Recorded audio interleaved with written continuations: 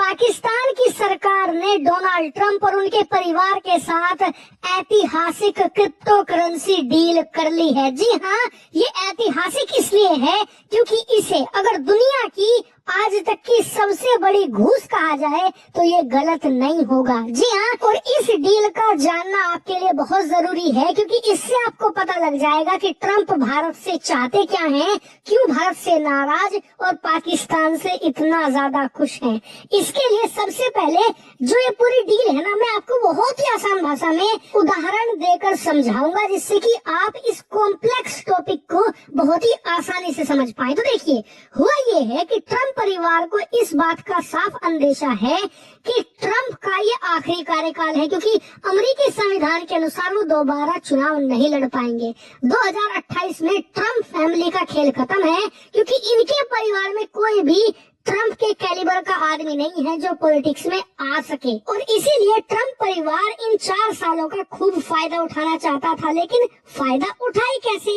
इसके लिए इन्होंने एक तरकीब भिड़ाई जिससे ये सीधे सीधे घूस भी ले पाएंगे और दुनिया इनका कुछ बिगाड़ भी नहीं पाएगी। दरअसल इसके लिए ट्रंप परिवार ने मिलकर एक क्रिप्टो करेंसी की कंपनी खोली। क्रिप्टो करेंसी की एक खास बात यह है कि आप इसे ना तो ट्रैक कर सकते हैं, ना ही इसका सोर्स पता लगा सकते हैं। इसीलिए दुनिया भर के क्रिमिनल्स के लिए क्रिप्टो करेंसी एक बहुत बड़ा एसेट बन चुका है। इसका इस्तेमाल क्रिमिनल्स ज्यादा कर रहे हैं आज की तारीख में। खैर, ट्रंप परिवार भी इसका खूब फायदा उठा रहा है, लेकिन अभी करते क्या है, तो इन्होंने अपने स्टेबल कॉइन बना रखे हैं। मतलब क्रिप्टो करेंसी के अंदर ट्रंप का एक कॉइन बना दिया है।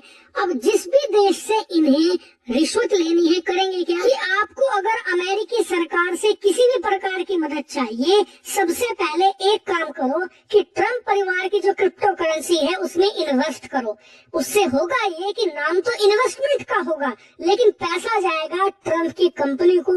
वो कंपनी वो पैसा लगाएगी अपने स्टेबल कॉइन में। अब कहने को वो पूरा बिजनेस है, लेकिन साफ साफ ट्रंप परिवार के अकाउंट में पैसा जा रहा है। यानी कि आपने फिल्मों में देखा है ना, जो वसूली किया करते थे गुंडे, वो हाथ में कैश लेते थे, ये कंपनी के जरिए कैश ले रहे हैं। यानी कि वसूली करने का ये एक मॉडर्न तरीका है। और इससे ट्रंप परिवार को कितना फायदा हुआ है आप हैरान रह जाओगे।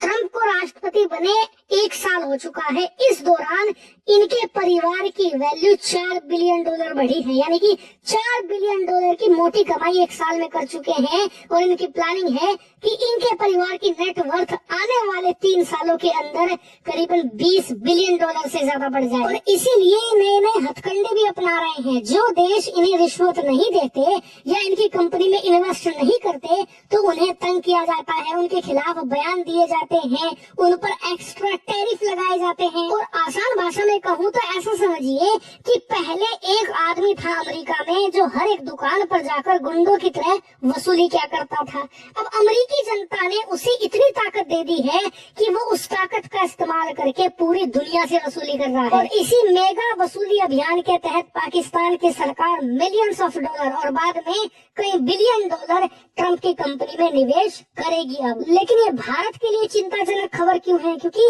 पाकिस्तान इतना पैसा, इतना धन इन्वेस्ट कर रहा है ट्रंप के फैमिली के अंदर, तो इसका वो कुछ ना कुछ रिटर्न भी चाहेगा। और पाकिस्तान का एक ही रिटर्न होता है, भारत को ज्यादा से ज्यादा परेशान करना, ज्यादा से ज्यादा नुकसान पहुंचाना। इसीलिए भविष्य में ट्रंप की एंटी इंडिया बयान बढ़ने वाले हैं और हो सकता है कि पाकिस्तान के साथ इनकी मिलिट्री एंगेजमेंट बढ़े। पाकिस्तान के F-16 लड़ाकू विमानों के लिए भविष्य में और पैसा दिया जाए और हो सकता है नए हथियार भी पाकिस्तान को बेचे जा सकते हैं। इसकी संभावना प्रबल है। अब वहीं आपका सवाल होगा, यार जब पाकिस्तान कुछ $मिलियन दे रहा है तो हमारे पास तो बहुत पैसा है, क्यों ना हम भी कुछ $मिलियन देकर ट्रंप को अपना काम निकलवा ले, टैरिफ कम करवा ले। तो देखिए, हम ऐसा नहीं करेंगे, ना ही हमें सरकार को प्रोत्साहित करना चाहिए, क्योंकि सरकार किसी भी देश की हो वो एक बच्चे की तरह होती है और उस देश की जनता उसके पेरेंट्स होते हैं। जैसे कि पेरेंट्स गलती करने पर डांटते हैं ना, तो उसका फर्क ये पड़ता है कि या तो बच्चा अगली बार गलती नहीं करेगा, और गलती नहीं करेगा तो कम से कम